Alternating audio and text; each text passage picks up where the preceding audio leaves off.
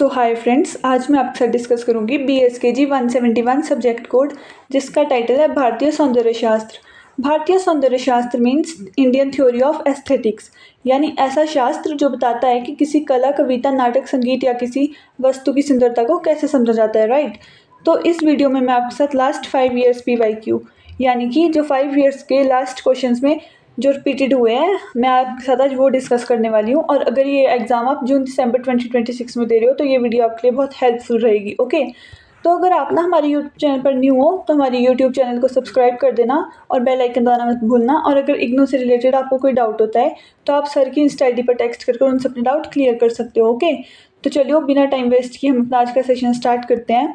तो यहाँ पर हमारा फर्स्ट क्वेश्चन रहने वाला है, सौंदर्य की परिभाषा देते हुए भारतीय सौंदर्य दर्शन पर प्रकाश डालिए। तो इसका मतलब है कि सौंदर्य की परिभाषा यानी कि हमें सौंदर्य की परिभाषा देनी है, उसका मीनिंग बताना है और भारतीय सौंदर्य दर्शन पर प्रकाश डालना है। तो सौंदर्य का अर्थ है वो गुण जो मन को अनंत शांति और आकर्षण प्रदान करे। सौंदर्य का मतलब होता है जो हमारे मन को आनंद प्राप्त करता है और शांति, आकर्षण प्रदान करता है, राइट। तो जब किसी वस्तु, कला, प्रकृति या साहित्य को देखकर मन प्रसन्न हो जाए उसे सौंदर्य कहा जाता है। जब किसी चीज़ को या फिर वस्तु या फिर किसी नाटक को देखकर हमारा मन प्रसन्न हो जाए, मन हमारा खुश हो जाता है, तो उसे सौंदर्य कहा जाता है। ओके, तो भारतीय सौंदर्य दर्शन में सौंदर्य को केवल बाहरी रूप तक सीमित नहीं माना गया है। जो भारतीय सौंदर्य दर्शन है उसे उसे सौंदर्य को केवल बाहरी रूप तक सीमित नहीं माना गया है, ठीक है, बल्कि उसे आत्मिक आनंद और भावनात्मक अनुभूति से जोड़ा गया है, राइट। तो भारतीय आचार्य ने सौंदर्य को रस से संबंधित माना है। जो भारतीय आचार्य है उन लोगों ने सौंदर्य को रस से संबंधित माना है। रस यानी कि किसी चीज़ के प्रति हमारा जो भाव स्पष्ट होता है उसे रस कहा जाता है, राइट। तो भरत मुनि ने नाट्य शास्त्र में रस सिद्धांत प्रस्तुत किया, यानी कि जो भरत मुनि थे उन्होंने नाट्य शास्त्र में रस सिद्धांत प्रस्तुत किया, जिसके अनुसार साहित्य और कला का मुख्य उद्देश्य रस की उत्पत्ति करना है। जो आनंदवर्धन ने ध्वनि सिद्धांत के माध्यम से जो आनंदवर्धन थे उन्होंने ध्वनि सिद्धांत के थ्रू बताया कि साहित्य का वास्तविक सौंदर्य उसके गुण में अर्थ छिपा होता है। अभिनव गुप्त ने रस को आध्यात्मिक आनंद से जोड़ा। जो अभिनव गुप्त थे उन्होंने रस को आध्यात्मिक आनंद से जोड़ा है, ठीक है। तो भारतीय सौंदर्य दर्शन में प्रकृति, संगीत, नृत्य, चित्रकला और काव्य भी महत्वपूर्ण स्थान दिया गया है। जो भारतीय सौंदर्य दर्शन है उसमें किसे दिया गया है महत्वपूर्ण स्थान? प्रकृति, संगीत, नृत्य, चित्रकला और काव्य को, राइट। तो यहाँ सौंदर्य केवल देखने की वस्तु नहीं बल्कि अनुभव करने की प्रक्रिया है। यहाँ पर सौंदर्य को मतलब केवल ये नहीं बताया कि उसे देखना ही है, बल्कि उसे हम अनुभव करें, ठीक है, उसके प्रति हम अपना भाव दिखाएं। भारतीय दृष्टिकोण में सत्य, शिव और सुंदर का आपस में गहरा संबंध माना गया है। जो भारतीय दृष्टिकोण है उसमें सत्य, शिव और सुंदर को आपस में गहरा उसमें रिलेशन बताया गया। आप लोगों ने सुना होगा सत्यम शिवम सुंदरम, राइट। देन इस प्रकार भारतीय सौंदर्य दर्शन मनुष्य को बाहरी आकर्षण के साथ साथ मानसिक एवं आत्मिक आनंद की अनुभूति भी कराता है। देन हमारा सेकंड क्वेश्चन है, साहित्य शास्त्र के अनुसार, हमने साहित्य शास्त्र के अनुसार इसमें भाव, विभाव एवं अनुभावों को स्पष्ट करना है। ओके, तो इसका आंसर हमारा रहेगा, साहित्य शास्त्र में रस की उत्पत्ति के लिए भाव, विभाव और अनुभाव का विशेष महत्व है। तो साहित्य शास्त्र में रस की उत्पत्ति के लिए किसका विशेष महत्व है? भाव, विभाव और अनुभाव का, राइट। तो भरत मुनि के अनुसार इन तीनों के मेल से रस उत्पन्न होता है। जो भरत मुनि थे उनके अकॉर्डिंग इन तीनों के मेल से ही रस उत्पन्न होता है। किसके मेल से? भाव, विभाव और अनुभाव के मेल से, राइट। तो भाव है जो वो मन की वो स्थिति है, वो कंडीशन है मन की जो किसी भावना को प्रकट करती है। बोलने में ही आ रहा है भाव, है ना, कि वो हमारी भावना को प्रकट करता है, जैसे प्रेम, क्रोध, भय, करुणा आदि। भाव मुख्य रूप से स्थायी भाव, संचारी भाव और सात्विक भाव में बांटे जाते हैं। जो भाव है उससे बांटा गया है किसमें? स्थायी भाव, संचारी भाव और सात्विक भाव में, राइट। तो विभाव के कारण होते हैं जिनसे किसी भाव की उत्पत्ति होती है। विभाव जो होते हैं वो 2 प्रकार के होते हैं, जो कि है क्या है वो? आलंबन विभाव और उद्दीपन विभाव। जो आलंबन विभाव है उसे जिसके कारण भाव उत्पन्न हो, जैसे नायक या नायिका, ठीक है। उद्दीपन जो विभाव होता है वो भाव को बढ़ाने का कार्य करता है, और जैसे चांदनी रात, बगीचा आदि।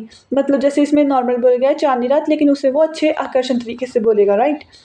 तो है अनुभाव वे बाहरी चेष्टाएं हैं। अनुभाव क्या है? बाहरी चेष्टाएं हैं जिनसे मन के भाव प्रकट होते हैं। अनुभाव से वो चेष्टा अनुभाव जिससे हमारे मन के भाव प्रकट होते हैं, जैसे आंसू आना, मुस्कुराना, कांपना, आंखों का लाल होना आदि। राइट। उदाहरण के लिए यहाँ पे एग्जाम्पल दिया आप लोगों को, जैसे श्रृंगार रस में नायक नायिका आलंबन विभाव होते हैं, सुंदर वातावरण उद्दीपन विभाव होता है और मुस्कान या लज्जा अनुभाव कहलाते हैं। राइट।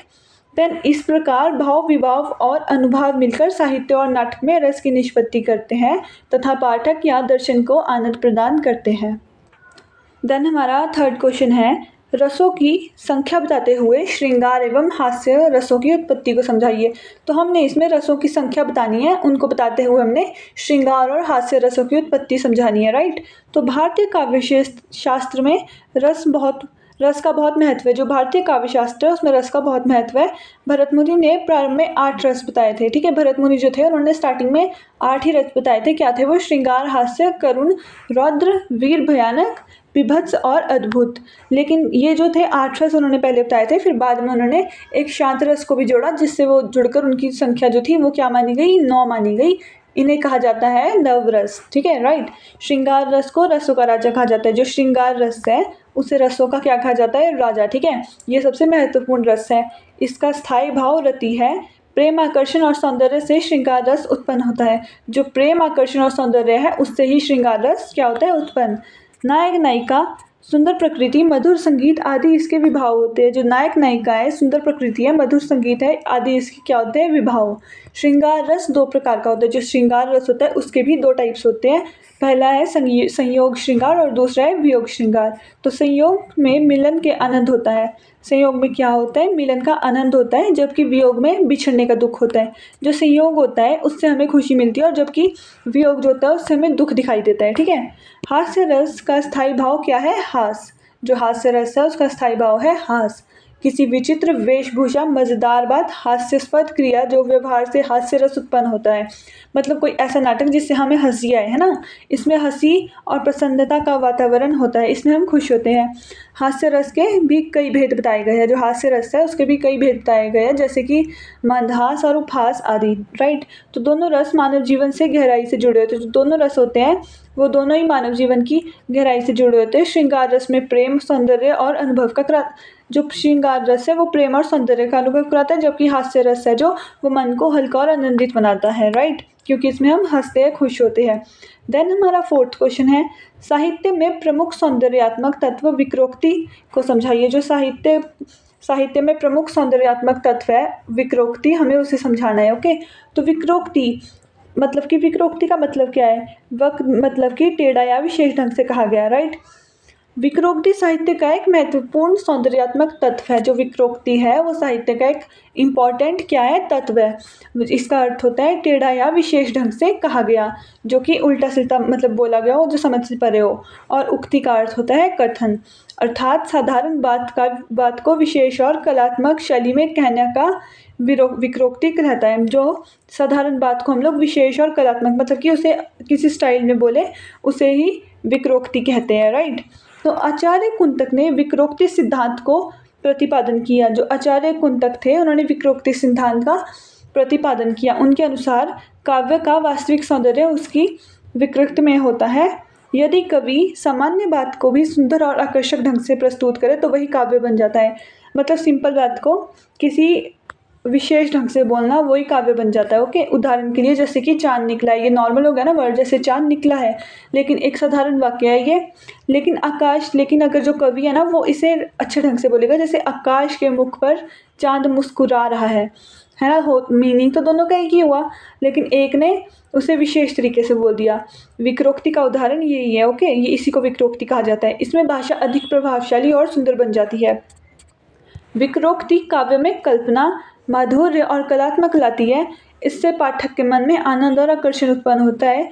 ठीक है, इससे ये जो विक्रोक्ति है इससे पाठक के मन में क्या होता है? आनंद और आकर्षण उत्पन्न होता है। आचार्य कुंतक के वर्ण वक्रता, पद वक्रता, वाक्य वक्रता आदि कई प्रकार बताए गए। ओके। इस प्रकार विक्रोक्ति साहित्य को सामान्य भाषा से अलग बनाती है और काव्य के सौंदर्य को बढ़ाने का कार्य करती है। ठीक है। देन हमारा यहाँ पर 5th क्वेश्चन है, सौंदर्य शास्त्रीय दृष्टिकोण से अभिज्ञान शाकुंतलम की विवेचना कीजिए। जो अभिज्ञान शाकुंतलम है हमें उसकी विवेचना करनी है। किसके? दृष्टिकोण से, सौंदर्य शास्त्र के दृष्टिकोण से। ओके, तो अभिज्ञान शकुंतलम महाकवि कालिदास द्वारा रचित प्रसिद्ध संस्कृत नाटक है। ठीक है, ये जो है अभिज्ञान शकुंतलम, ये प्रसिद्ध संस्कृत नाटक है। यह भारतीय साहित्य की श्रेष्ठ कृतियों में गिना जाता है। जो भारतीय साहित्य है ये उसकी श्रेष्ठ कृतियों में गिना जाता है, जो अच्छे बनाए गए हैं। सौंदर्य शास्त्रीय दृष्टि से यह नाटक, सौंदर्य शास्त्र की दृष्टि से जो नाटक है रस, भाव, प्रकृति वर्णन तथा काव्य सौंदर्य में भरपूर है। राइट, देन इस नाटक का मुख्य रस श्रृंगार है। जो इस नाटक का मुख्य रस है वो क्या है? रस ये श्रृंगार रस। राजा दुष्यंत और शकुंतला के प्रेम, मिलन तथा वियोग का अत्यंत सुंदर चित्रण किया गया है। इस कहानी में राजा दुष्यंत और शकुंतला के प्रेम और मिलन का और वियोग का अत्यंत सुंदर चित्रण किया गया है। इसमें उन लोगों की स्टोरी बताई गई है, किसकी?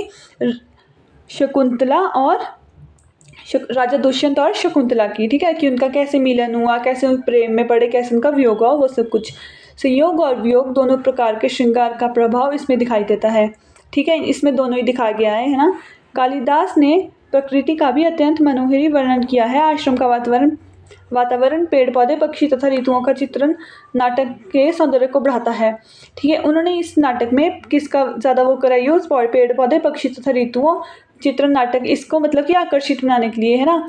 भाषा सरल, मधुर और भावपूर्ण है। जो इसकी भाषा है वो क्या है? सरल, मधुर और भावपूर्ण है। ओके, इस नाटक में करुण रस का भी सुंदर प्रयोग मिलता है। जो ये नाटक है इसमें करुण रस का भी सुंदर प्रयोग हुआ है, विशेषकर जब दुष्यंत शकुंतला को पहचानने से इनकार कर देता है। इससे दर्शक के मन में करुणा उत्पन्न होती है।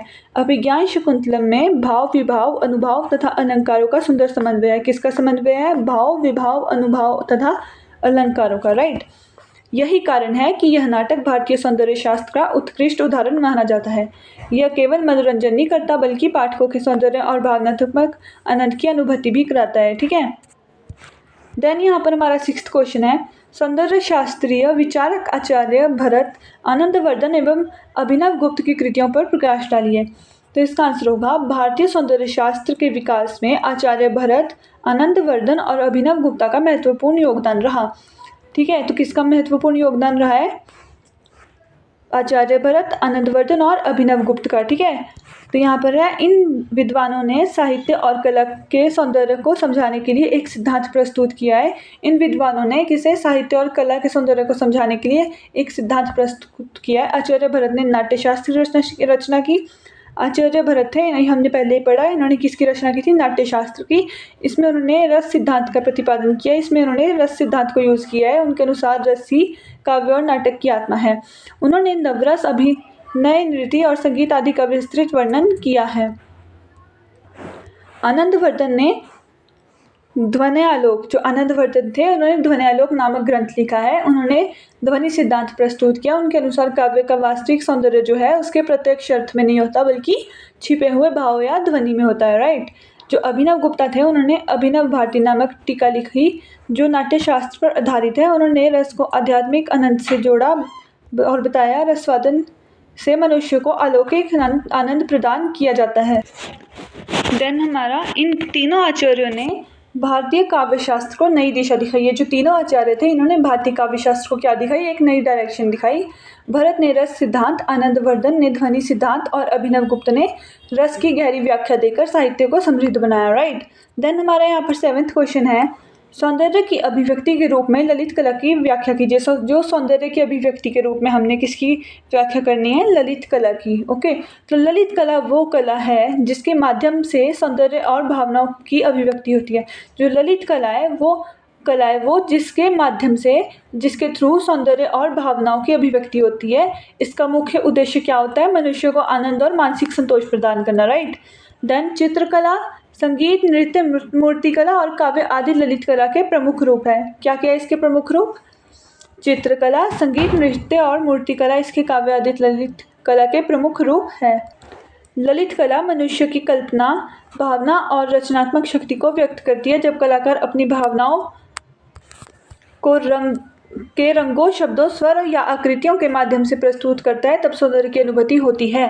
चित्रकला में रंगों और रेखाओं के द्वारा सौंदर्य प्रकट किया जाता है। जो चित्रकला है उसमें रंगों और रेखाओं के द्वारा जो है सौंदर्य प्रकट किया जाता है। राइट, तो संगीत मधुर स्वरों के माध्यम से मन को आनंदित करता है। जो संगीत होता है वो मधुर किसके मधुर स्वरों के माध्यम से ही मन को आनंदित करता है। नृत्य में शरीर की मुद्राओं और भावों से कला को प्रदर्शन होता है।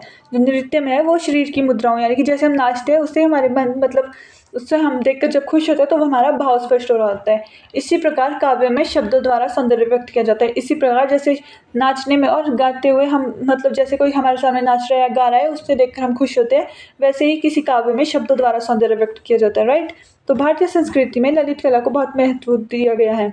जो भारतीय संस्कृति है उसमें ललित कला को बहुत ही महत्व दिया गया है। ये केवल मनोरंजन का साधन नहीं है बल्कि मानसिक और आध्यात्मिक विकास का माध्यम भी है, राइट। देन ललित कला समाज की संस्कृति, परंपरा और मानवीय भावनाओं की सुरक्षित रखने का कार्य करती है। इसी प्रकार ललित कला सौंदर्य की अभिव्यक्ति का प्रभावशाली माध्यम है जो मानव जीवन को सुंदर आनंदमय बनाती है।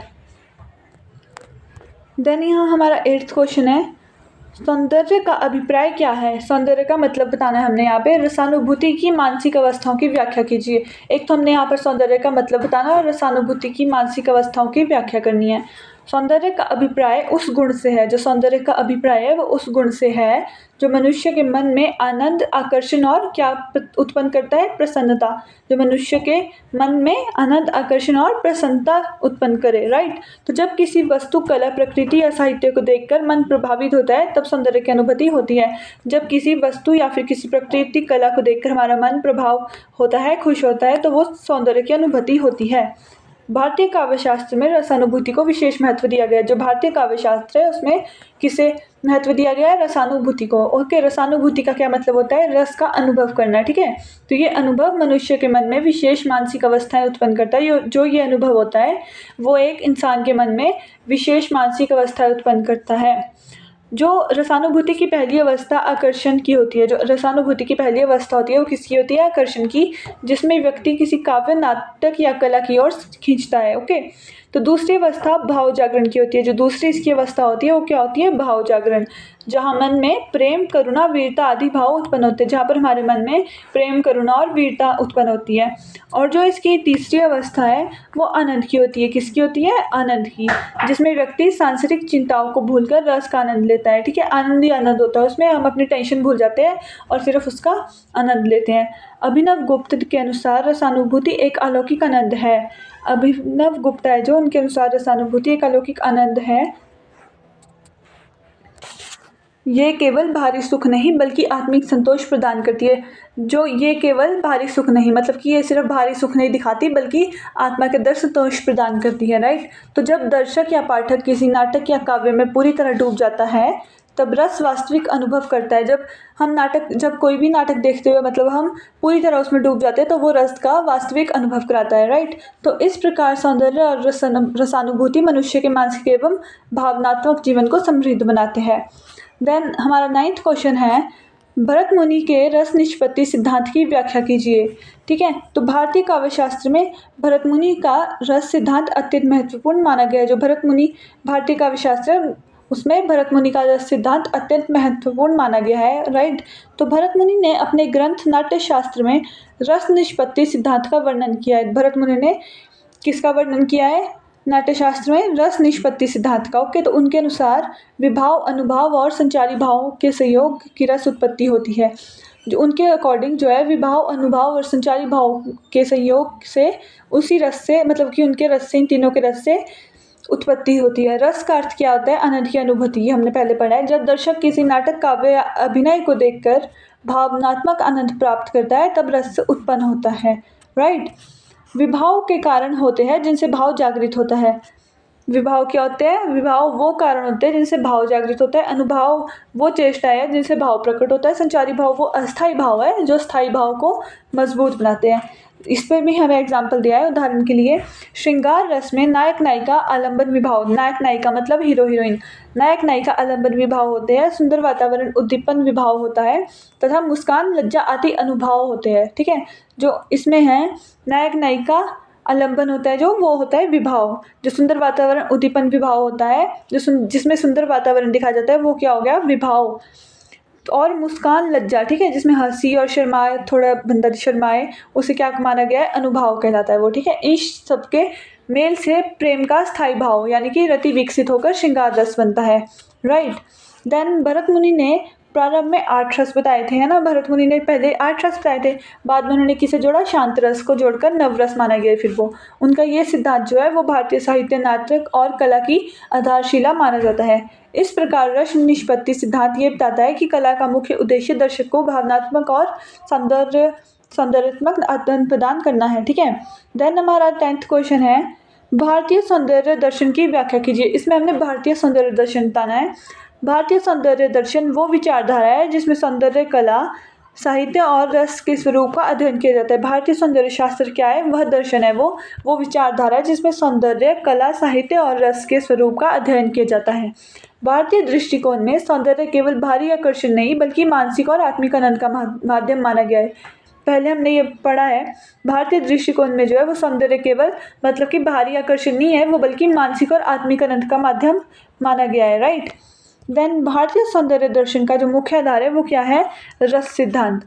भरत मुनि ने नाट्यशास्त्र में रस को काव्य और नाटक की आत्मा बताया। जो भरत मुनि है उन्होंने नाट्यशास्त्र में रस को क्या बताया है, काव्य की, नाटक की आत्मा बताया गया है, ठीक है। वही जो वो रस होता है वही नाटक की आत्मा होता है। उनके अनुसार कला का उद्देश्य दर्शक को आनंद प्रदान करना है। उनके अनुसार होता है वो कला का उद्देश्य, उनका है, एम है उनका कि हम मतलब जो दर्शक है जो हमारे नाटक को देख रहे हैं उन्हें आनंद मिले, वो लोग उस नाटक को देखकर प्रसन्न हुए, ठीक है।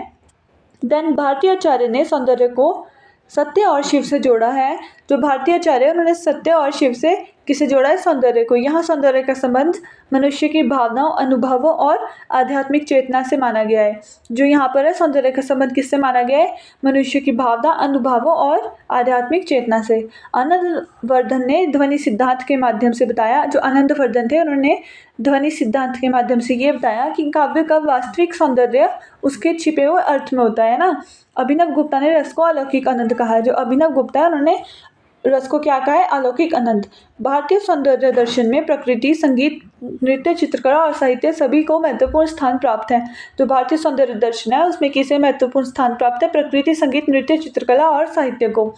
यहाँ कला केवल मनोरंजन का साधन नहीं है, यहाँ पर जो है वो कला केवल ये नहीं है कि हमें एंजॉय करना है, बल्कि अंदर मतलब हमें आत्मा की शुद्धि और मानसिक शांति का माध्यम भी है, ठीक है। हमें मतलब कि हमारी मानसिक शांति को उससे खुशी मिलनी चाहिए, ठीक है। इस प्रकार भारतीय सौंदर्य दर्शन मनुष्य को बाहरी सुंदरता के साथ साथ आंतरिक और आध्यात्मिक आनंद की अनुभूति करता है। यही इसकी सबसे बड़ी विशेषता है।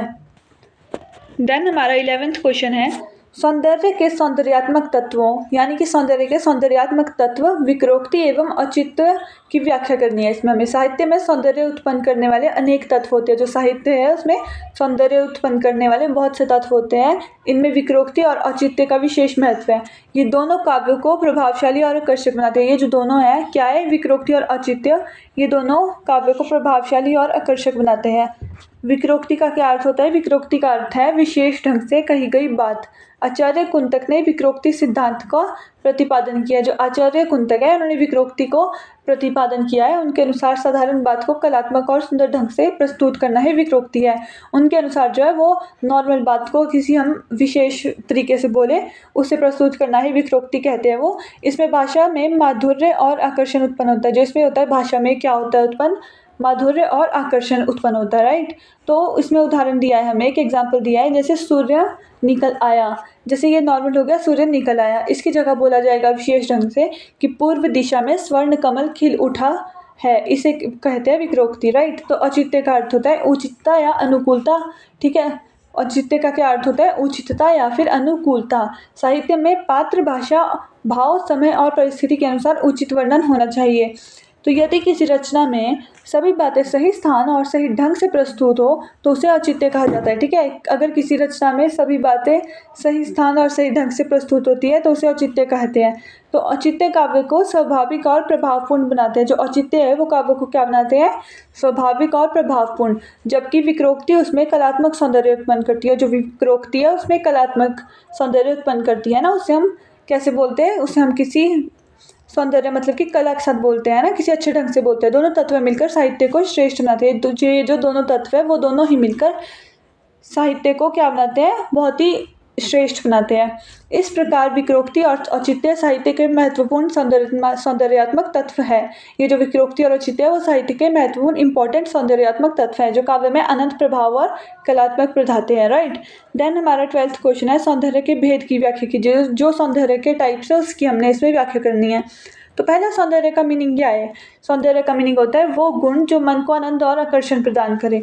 भारतीय सौंदर्य शास्त्र में सौंदर्य के विभिन्न भेद बताए गए हैं।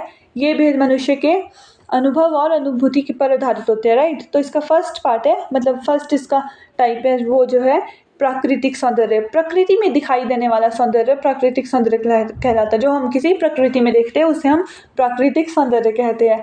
जैसे पर्वत, नदी, फूल, चांद, सूर्योदय आदि। ठीक है। जैसे हम पर्वत में देखते हैं खूबसूरती उसकी, नदी में देखते हैं जैसे वो बहती है कितनी सुंदर लगती है, फूलों में देखते हैं हम उसे कहते हैं प्राकृतिक सौंदर्य। ये मनुष्य को शांति और आनंद देता है। राइट। देन है कृत्रिम सौंदर्य। कृत्रिम सौंदर्य जो है वो मनुष्य द्वारा निर्मित वस्तुओं में पाया जाने वाला सौंदर्य है। कृत्रिम सौंदर्य कहलाता है जैसे भवन, मूर्तियां, चित्रकला आदि। ठीक है। देन है शारीरिक सौंदर्य। जो हमारा शारीरिक सौंदर्य है ये होता है शरीर की सुंदरता, आकर्षक रूप, मधुर वाणी और व्यक्तित्व शारीरिक सौंदर्य के अंतर्गत आते हैं। कि मतलब हम किसी आदमी को, मतलब किसी इंसान को देखते हैं कि वो कितना सुंदर है या फिर उसके मतलब रूप से हम आकर्षित होते हैं। ठीक है। देन यहाँ पर है हमारा 4th जो इसका टाइप है वो है आंतरिक सौंदर्य। तो जो आंतरिक सौंदर्य है उसमें मनुष्य के अच्छे विचार, कि वो कैसे सोचता है, उसका व्यवहार, वो कैसे लोगों के साथ ट्रीट करता है, उसकी दया, प्रेम और विनम्रता को आंतरिक सौंदर्य कहा जाता है। ठीक है।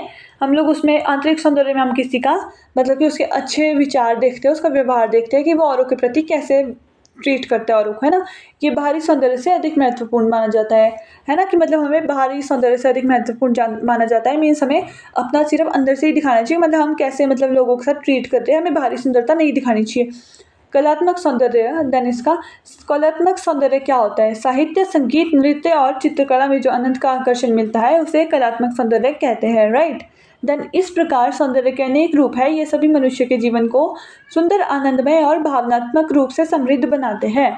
तो यहाँ पर अब हम पढ़ेंगे शॉर्ट क्वेश्चन आंसर। ठीक है। तो यहाँ पर हमारा 13th क्वेश्चन आता है। यहाँ पर हमें निम्नलिखित विषयों का वर्णन करना है। यहाँ पर हमें विषय दिए गए हैं जिसमें हमें उनके ऊपर टॉपिक्स दिए गए हैं और हमें उनकी व्याख्या वगैरह एक्सप्लेन करना है हमें उसमें। ठीक है। तो यहाँ पर है निम्नलिखित विषयों का वर्णन कीजिए। 13th है अनुभव। तो अनुभव क्या होता है? अनुभव वो बाहरी चेष्टा है जिनके माध्यम से मन के भाव प्रकट होते हैं। अनुभव जो है वो बाहरी चेष्टा है जिसके अकॉर्डिंग, मतलब जिसके थ्रू हम मन के भाव को प्रकट करते हैं। ठीक है।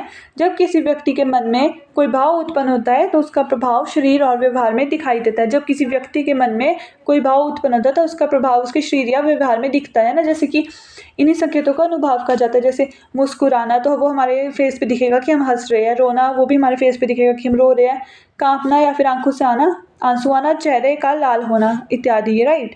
देन भारतीय काव्यशास्त्र में अनुभव का विशेष महत्व है। जो भारतीय काव्यशास्त्र है उसमें अनुभव का विशेष महत्व है क्योंकि ये रस की उत्पत्ति में सहायक होते हैं। नाटक और काव्य में पात्रों की भावनाओं को दर्शक तक पहुंचाने का कार्य अनुभव करता है। जो नाटक और काव्य है वो पात्रों की भावनाओं तक जो पहुंचाता है उससे पहुंचाने का कार्य कौन करता है? अनुभव। राइट। देन इस प्रकार अनुभव मन के भावों की भारी अभिव्यक्ति है। देन यहाँ पर हमारा 14th क्वेश्चन है भट्ट लोहाट का रस सिद्धांत। यहाँ पर हमने भट्ट लोलट का रस सिद्धांत बताना है। तो यहाँ पर है भट्ट लोलट भारतीय काव्यशास्त्र के प्रसिद्ध आचार्य थे। जो भट्ट लोलट थे वो भारतीय काव्यशास्त्र के प्रसिद्ध आचार्य थे। उन्होंने रस सिद्धांत की विशेष व्याख्या प्रस्तुत की। जो भट्ट लोलट थे उन्होंने रस सिद्धांत की विशेष एक्सप्लेन करा। उनके अनुसार रस की उत्पत्ति पात्रों के स्थायी भावों से होती है। जो उनके अकॉर्डिंग है वो रस की उत्पत्ति पात्रों के स्थायी भावों से होती है। दर्शक नाटक के पात्रों के भावों को देखकर रस का अनुभव करता है। राइट। देन भट्ट लोलट ने माना कि रस वास्तव में नायक या पात्र में स्थित होता है, दर्शक केवल उसका अनुभव करता है। जो भट्ट लोलट है उन्होंने क्या माना कि रस वास्तव में नायक और या पात्र में स्थित होता है। जो रस है वो केवल नायक नायिका यानी कि हीरो हीरोइन में या फिर किसी करेक्टर में स्थित होता है, दर्शक केवल उसका अनुभव करते हैं। उनका मत बाद के आचार्यों से अलग था। जो उनका माइंड था, उनकी सोच थी, वो औरों के बाद के आचार्यों से अलग थी क्योंकि अन्य विद्वानों ने रस को दर्शक अनुभूति माना। फिर भी रस सिद्धांत के विकास में भट्ट लोलट का महत्वपूर्ण योगदान माना जाता है। राइट। देन यहाँ पर हमारा 15th क्वेश्चन है हास्य रस के भेद। यहाँ पर हमने हास्य रस के भेद बताने हैं। हास्य रस का स्थायी भाव क्या होता है? हास। किसी विचित्र बात या व्यवहार या वेशभूषा को देखकर जो हंसी उत्पन्न होती है उसे हास्य रस कहा जाता है। जैसे हम किसी विचित्र बात या फिर किसी के ट्रीट, जैसे हम किसी के व्यवहार या वेशभूषा को देखकर, जो किसी ने डाला उसे देखकर जो हंसी उत्पन्न होती है उसे हास्य रस कहा जाता है। ये मन को प्रसन्न और हल्का बनाता है, इससे मन को खुशी मिलती है तो मन हमारा हल्का हो जाता है। ठीक है, तो हास्य रस के मुख्य 6 भेद बताए गए हैं यहाँ पर। स्मित, हसित, विहसित, उपसित, अपहसित, अतिहसित। राइट, तो इनमें स्मित सबसे हल्की मुस्कान होती है, जबकि अतिहसित में अत्यधिक हंसी होती है। हास्य रस साहित्य और नाटक में मनोरंजन का महत्वपूर्ण साधन माना जाता है तथा यह तनाव को कम करने में भी सहायक होता है। देन हमारा 16th क्वेश्चन है आचार्य विश्वनाथ। यहाँ पर हमें आचार्य विश्वनाथ के बारे में बताना है। आचार्य विश्वनाथ संस्कृत साहित्य के प्रसिद्ध आचार्य थे। जो आचार्य विश्वनाथ थे वो संस्कृत साहित्य के एक प्रसिद्ध आचार्य थे। उन्होंने साहित्य दर्पण नामक ग्रंथ की रचना की, जो भारतीय काव्य शास्त्र का महत्वपूर्ण ग्रंथ माना जाता है। राइट, तो आचार्य विश्वनाथ ने रस को काव्य की आत्मा बताया। जो आचार्य विश्वनाथ है उन्होंने रस को क्या बताया? काव्य की आत्मा। उनके अनुसार जिस रचना में रस की अनुभूति हो वही श्रेष्ठ काव्य है। उनके अनुसार है मतलब कि जिस रचना में काव्य में रस हो उसे ही उन्होंने इंपॉर्टेंट बताया, उसे ही श्रेष्ठ बताया गया है। ठीक है, उन्होंने काव्य के गुण, दोष, अलंकार तथा रस का सरल और अभिव्यक्त वर्णन किया। राइट, देन उनका योगदान भारतीय सौंदर्य शास्त्र और काव्य शास्त्र के विकास में अत्यंत महत्वपूर्ण माना जाता है। जो उनका योगदान है वो भारतीय सौंदर्य शास्त्र और काव्य शास्त्र विकास में, उसके डेवलपमेंट में बहुत ही ज़्यादा महत्वपूर्ण माना जाता है। आज भी साहित्य अध्ययन में उनके सिद्धांतों का विशेष महत्व है। देन हमारा 17th क्वेश्चन है रस के भेद। तो यहाँ पर हमने रस के भेद बताने हैं। भारतीय काव्य शास्त्र में रस का अर्थ होता है आनंद की अनुभूति। ठीक है, इसमें क्या होता है? रस का मतलब आनंद की अनुभूति। भरत मुनि ने प्रारंभ में 8 रस बताए थे। जो भरत मुनि थे उन्होंने प्रारंभ में स्टार्टिंग में उन्होंने 8 ही रस बताए थे। बाद में शांत रस को जोड़कर उन्होंने रसों की संख्या 9 कर दी। इन्होंने नवरस कहा जाता है इसलिए अब उन्हें। तो वो 9 रस थे: श्रृंगार, हास्य, करुण, रौद्र, वीर, भयानक, भीभत्स, अद्भुत, शांत। ठीक है, वो 9 रस थे ये। प्रत्येक रस का एक स्थायी भाव होता है। सभी रस का, ये जो 9 रस है इनका एक रस का एक भाव है। जैसे श्रृंगार का स्थायी भाव रति का करुण और शोक है। इस रस साहित्य और नाटक को प्रभावशाली बनाते हैं। जो रस होते हैं वो नाटक को और भी ज़्यादा अट्रैक्टिव बनाते हैं, प्रभावशाली बनाते हैं तथा दर्शकों को भावनात्मक आनंद प्रदान करते हैं। राइट, देन हमारे यहाँ पर 18th क्वेश्चन है विश्वनाथ और कुंतक। तो यहाँ पर है आचार्य विश्वनाथ और आचार्य कुंतक भारतीय काव्य शास्त्र के प्रसिद्ध विद्वान थे। जो आचार्य विश्वनाथ थे और आचार्य कुंतक थे वो भारतीय काव्य शास्त्र के क्या थे? प्रसिद्ध विद्वान थे। ठीक है, तो आचार्य विश्वनाथ ने साहित्य दर्पण ग्रंथ की रचना की। जो आचार्य विश्वनाथ थे उन्होंने किसकी रचना की? साहित्य दर्पण ग्रंथ की, और रस को काव्य की आत्मा बताया। राइट, देन उनके अनुसार जिस काव्य में रस की अनुभूति हो वही श्रेष्ठ काव्य कहलाता है। उनके अकॉर्डिंग जिस काव्य में रस होता है उसी श्रेष्ठ काव्य कहलाता है। आचार्य कुंतक ने विक्रोक्ति सिद्धांत को प्रस्तुत किया। किसे उन्होंने प्रस्तुत किया? विक्रोक्ति सिद्धांत को। उन्होंने कहा कि काव्य का सौंदर्य उसकी विशेष अभिव्यक्ति शैली में होता है, कि काव्य का जो सौंदर्य होता है, उसकी सुंदरता होती है वो उसकी विशेष अभिव्यक्ति शैली में ही होती है। साधारण बात को कलात्मक ढंग से कहना ही विक्रोक्ति है। राइट, तो दोनों आचार्य ने भारतीय साहित्य को नई दिशा दी। तो दोनों ने ही भारतीय साहित्य को एक नई डायरेक्शन दी। विश्वनाथ ने रस को महत्व दिया जबकि कुंतक ने भाषा की कलात्मक को प्रमुख माना। राइट, देन हमारा 19th क्वेश्चन है सौंदर्य की विशेषता। यहाँ पर हमने सौंदर्य की विशेषताएं बतानी है। सौंदर्य वो गुण है जो मन को आनंद, आकर्षण और शांति प्रदान करता है। ठीक है, तो इसकी कई विशेषता होती है।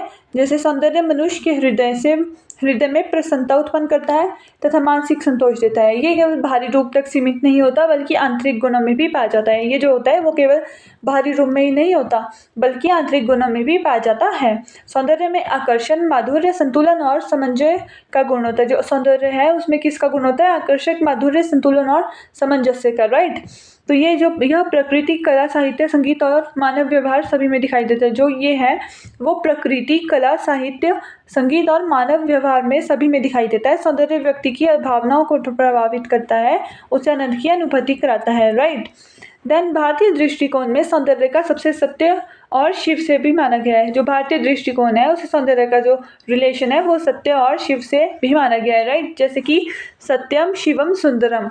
इस प्रकार सौंदर्य मानव जीवन को सुंदरता और आनंदमय बनाता है। इसी प्रकार सौंदर्य जो है वो मानव जीवन को सुंदर बनाता है और इंजॉयफुल वाला बनाता है, यानी कि आनंदमय बनाता है, राइट। देन हमारे यहाँ पर 20th क्वेश्चन है करुण रस। यहाँ पर हमने करुण रस को एक्सप्लेन करना है। तो करुण रस का स्थायी भाव शोक है। जो करुण रस है उसका स्थायी भाव क्या है? शोक। दुख, वियोग, मृत्यु, पीड़ा या किसी दुखद घटना से करुण रस उत्पन्न होता है। जो करुण रस है वो किसी की अगर दुख हो रहा है, वियोग से, जैसे कोई बिछड़ जाता है, किसी की मृत्यु यानी डेथ हो जाती है, तो उससे वो घटित होता है। ओके, तो ये मानव हृदय में दया और संवेदना की भावना पैदा करता है। तो यहाँ पर है, जब किसी पात्र की दुखद स्थिति का वर्णन किया जाता है, जब किसी नाटक में किसी पात्र यानी किसी कैरेक्टर की उसकी कंडीशन का व्याख्या किया जाती है, जब वो दुख होता है, तो तब दर्शकों या पाठकों के मन में करुणा उत्पन्न होती है ना। जब हम कोई फिल्म देखते हैं, जब हम इमोशनल फिल्म देखते हैं, तो हम भी तो इमोशनल हो जाते हैं ना। तो इसमें वही चीज़ बताई गई है कि जैसे हम चीज़ देखेंगे वैसे ही हम इमोशनल भी होंगे, है ना। तो उदाहरण के लिए राम का वनवास या शकुंतला का वियोग करुण रस के अच्छे उदाहरण है ना। तो करुण रस साहित्य और नाटक को भावनात्मक गहराई प्रदान करता है। जो करुण रस है वो साहित्य या नाटक को क्या करता है? भावनात्मक गहराई प्रदान करता है ना। क्योंकि अगर हम इमोशनल देखेंगे कोई नाटक तो हम खुद भी इमोशनल हो जाएंगे ना, हम खुद भी उसे फील करने लग जाएंगे। तो ये मनुष्य को दूसरों के दुख को समझने और सहानुभूति रखने की प्रेरणा देता है। इसलिए भारतीय काव्यशास्त्र में करुण रस का महत्वपूर्ण स्थान माना गया है, राइट। देन यहाँ पर हमारा 21 क्वेश्चन है पाश्चात्य सौंदर्य दर्शन की विशेषता। तो यहाँ पर हमने पाश्चात्य सौंदर्य दर्शन की विशेषता बतानी है। तो पाश्चात्य सौंदर्य दर्शन में सौंदर्य को मुख्य रूप से कला और बाहरी रूप से जोड़ा गया। जो पाश्चात्य सौंदर्य है उसमें सौंदर्य को मुख्य रूप से कला और बाहरी रूप से जोड़ा गया, राइट। तो इसमें तर्क, बुद्धि और वास्तविकता पर अधिक बल दिया गया। जो ये है इसमें तर्क, बुद्धि और वास्तविकता पर क्या दिया गया है? अधिक जोर दिया गया है। यूनानी दार्शनिक प्लेटो और अरस्तु ने पाश्चात्य सौंदर्य दर्शन के विकास में महत्वपूर्ण योगदान दिया है, राइट। तो पाश्चात्य विचारकों के अनुसार कला का उद्देश्य जीवन का अनुकरण करना है। जो पाश्चात्य विचारक है उनके अकॉर्डिंग जो कला का उद्देश्य है वो जीवन का अनुकरण करना है। यहाँ सौंदर्य को संतुलन, अनुपात और आकर्षण से संबंधित माना गया है, राइट। देन भारतीय सौंदर्य दर्शन की तुलना में पाश्चात्य दर्शन अधिक व्यावहारिक और तर्क प्रधान माना जाता है। जो भारतीय सौंदर्य शास्त्र दर्शन है उसकी तुलना में जो है पाश्चात्य दर्शन को अधिक व्यावहारिक और तर्क प्रधान माना जाता है। इसमें व्यक्ति की स्वतंत्रता, सोच और अनुभव को महत्व दिया गया है कि इंसान कैसे सोचता है, कैसे वो फ्रीडम, मतलब कि उसके माइंड में क्या होता है, वो उसके सोचने का तरीका कैसा है, उससे ज़्यादा महत्व दिया गया है। इस प्रकार पाश्चात्य सौंदर्य दर्शन का कला और सौंदर्य को वैज्ञानिक तथा तार्किक दृष्टि से समझाने का प्रयास करता है, राइट।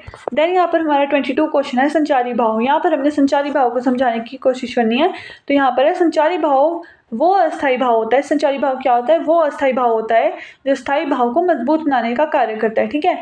इनसे व्यभिचारी भाव भी कहा जाता है। जो संचारी भाव है उसे क्या कहा जाता है? व्यभिचारी भाव भी कहा जाता है, व्यभिचारी। ओके, देन ये भाव कुछ समय के लिए उत्पन्न होते हैं और बाद में समाप्त हो जाते हैं। ये जो भाव है वो मतलब कि थोड़े टाइम के लिए रहते हैं, उसके बाद फिर ये खत्म हो जाते हैं, ठीक है।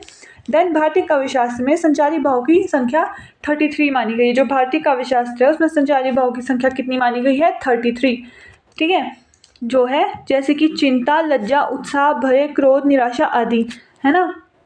जब किसी नाटक या काव्य में स्थायी भाव के साथ संचारी भाव जुड़ते हैं तब रस की निष्पत्ति अधिक प्रभावशाली होती है। जब किसी नाटक में, किसी काव्य में स्थायी भाव के साथ क्या जुड़ते हैं? संचारी भाव जुड़ते हैं, तब उसका प्रभाव हमारे ऊपर और भी ज़्यादा गहरा होने लग जाता है। तो उदाहरण के लिए करुण रस में शोक स्थायी भाव है। जो उदाहरण के लिए दिया गया है इसमें करुण रस में क्या है? शोक स्थायी भाव है, जबकि चिंता और निराशा संचारी भाव हो सकते हैं, राइट। देन हमारा 23 क्वेश्चन सौंदर्य शब्द के पर्यायवाची। इसमें हमने सौंदर्य शब्द के पर्यायवाची बताने हैं। तो सौंदर्य शब्द का पहले अर्थ क्या है ना। सौंदर्य शब्द का मतलब होता है किसी सुंदरता, आकर्षण और मन को आनंद देने वाला गुण, है ना। जो हमारे मन को सुंदरता प्रदान करता है, आकर्षण प्रदान करता है, जिससे हम आकर्षित होते हैं, और मन को आनंद देने वाला गुण। हिंदी और संस्कृत में इसके अनेक पर्यायवाची शब्द मिलते हैं, ठीक है। हिंदी और संस्कृत में इसके अनेक पर्यायवाची शब्द मिलते हैं। सौंदर्य के प्रमुख पर्यायवाची क्या है? सुंदरता, रमणीयता, लावण्य, माधुर्य, शोभा, छवि, क्रांति, मनोहरता, आकर्षण और चारुता, ठीक है। तो इसके पर्यायवाची क्या होते हैं सौंदर्य के? सुंदरता, रमणीयता, लावण्य, माधुर्य, शोभा, छवि, क्रांति, मनोहरता, आकर्षण और चारुता। ये सभी शब्द किसी वस्तु, व्यक्ति, प्रकृति या कला की सुंदरता को व्यक्त करते हैं। जो सभी शब्द है जो मैंने अभी आपको बताया, ये किसी वस्तु, व्यक्ति, प्रकृति या कला की सुंदरता को क्या करते हैं? व्यक्त करते हैं। तो साहित्य में इन शब्दों का प्रयोग भाषा को अधिक प्रभावशाली और मधुर बनाने के लिए किया गया। जो साहित्य है उनमें इन शब्दों का जो उपयोग किया गया वो किस लिए किया गया है? भाषा को अधिक प्रभावशाली और मधुर बनाने के लिए किया गया, राइट। तो भारतीय काव्यशास्त्र में सौंदर्य को केवल बाहरी रूप से नहीं बल्कि आंतरिक गुणों और भावनात्मक आनंद से भी जोड़ा गया है, इसलिए सौंदर्य शब्द का महत्व साहित्य और कला दोनों में ही है। जो भारतीय काव्यशास्त्र है, सौंदर्य को केवल बाहरी रूप से नहीं देखा जाता बल्कि उसके आंतरिक गुणों और भावनात्मक आनंद से भी देखा जाता है, इसलिए सौंदर्य शब्द का महत्व साहित्य और कला दोनों में ही बहुत ही ज़्यादा महत्वपूर्ण है, राइट। सो आई होप जो मैंने आप लोगों को पढ़ाया वो आप लोगों को समझ आ ही गया होगा। और मैं आप लोगों को एक और चीज़ सजेस्ट करना चाहूँगी कि अगर आप लोगों को इसके नोट्स चाहिए तो वो भी हमारे पास जेन्युइन प्राइस में अवेलेबल है। डिस्क्रिप्शन में आप लोगों को नंबर मिलेगा, तो आप लोग उस नंबर पर टेक्स्ट कर नोट्स ले सकते हो, राइट। और अगर आप लोगों को आज का सेशन समझ आया है तो कमेंट सेक्शन में अपने प्यारे प्यारे कमेंट्स कर देना और हमारे चैनल को सब्सक्राइब करना। तो मिलते हैं अगली वीडियो में न्यू सब्जेक्ट को और न्यू टाइटल के साथ।